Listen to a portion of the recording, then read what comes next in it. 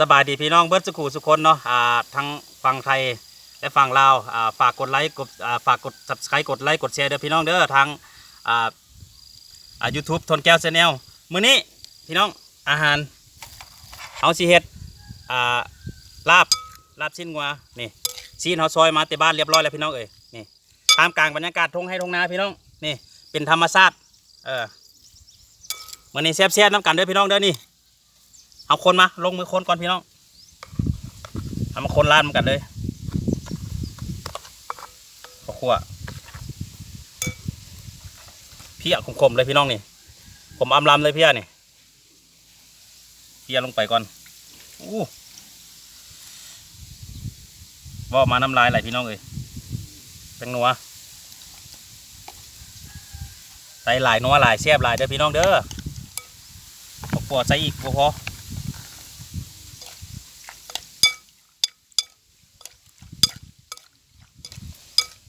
ทีโถพี่น้องแซ่บๆเลยมานี่นะสุดยอดเลยพุ่นน่ะเต้าขั่วเนี่ยใส่เบิดเลยมันเผ็ดปนขาดบ่ได้เด้อพี่น้องมันเผ็ดปนนี่คนลาบนี่โอ้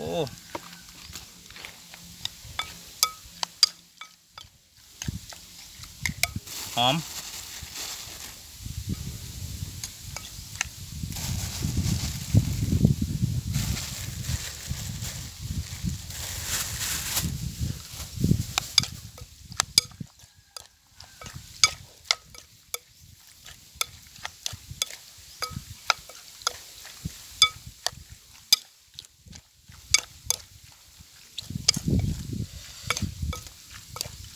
แซ่บน้ำกันเลยพี่น้อง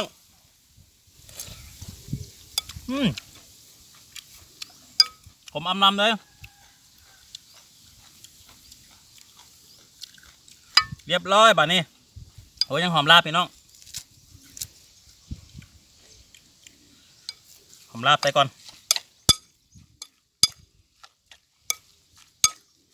พุ่นน่ะเรียบร้อยพี่น้องพุ่นโอ้มาเสียบๆมากันพี่น้องว่าวลายใหญ่ห้างบ่มีอย่างมากมาย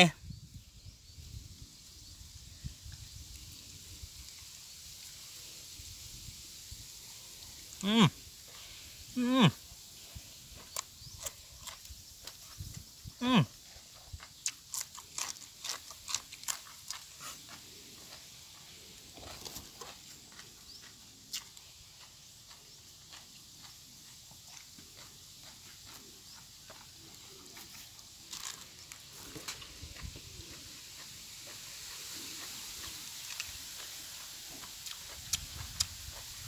ืม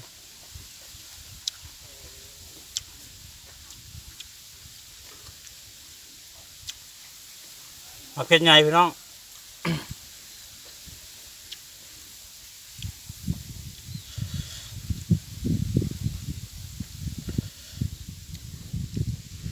ซอยตับกับซอยเบ็ดเป็นลูกรัดพี่น้องเป็นลูกรัดนะพี่น้องนะ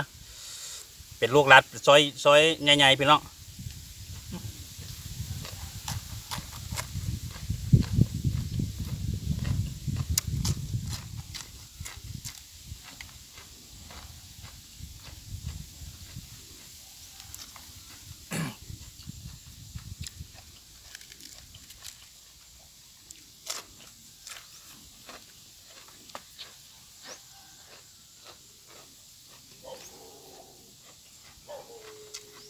บรรยากาศ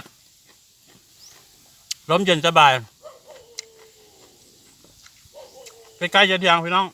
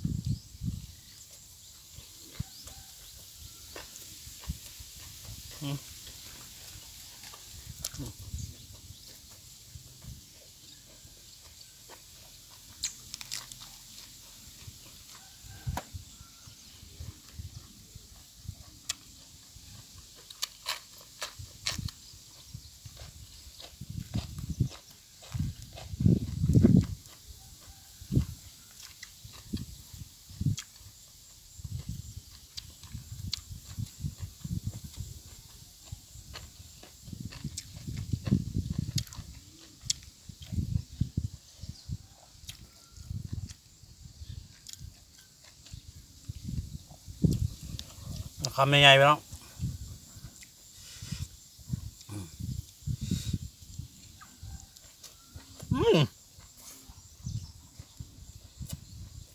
ดอกแคร์เนาะมันสดๆเลย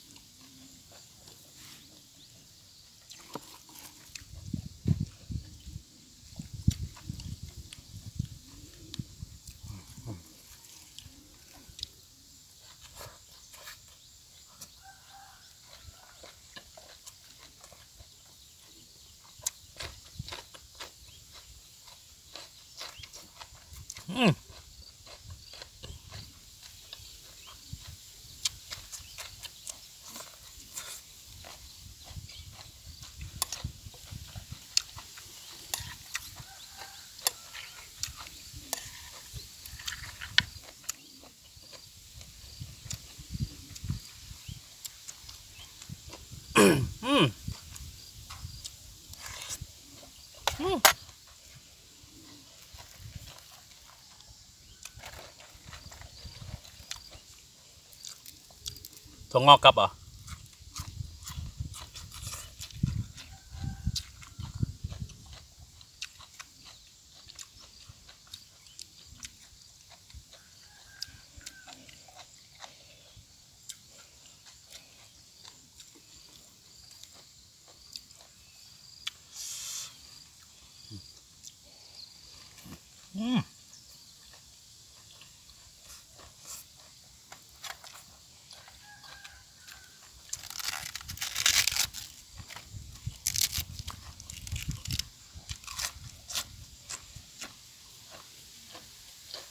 เขือ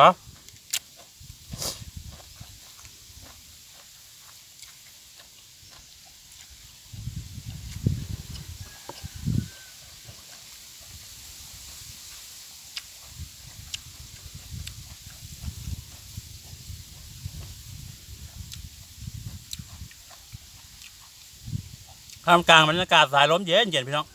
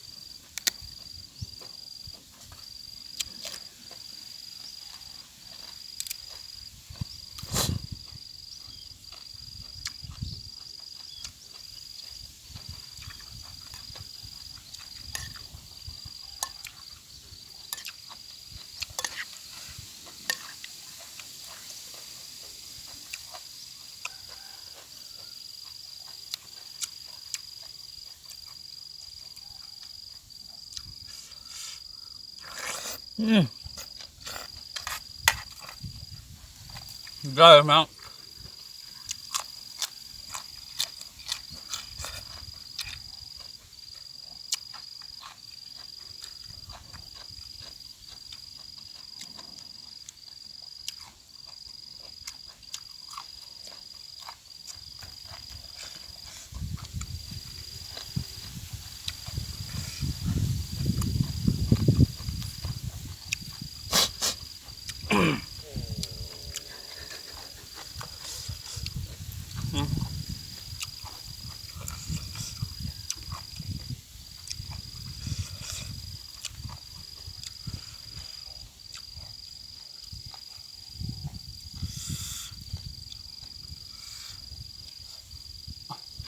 อืม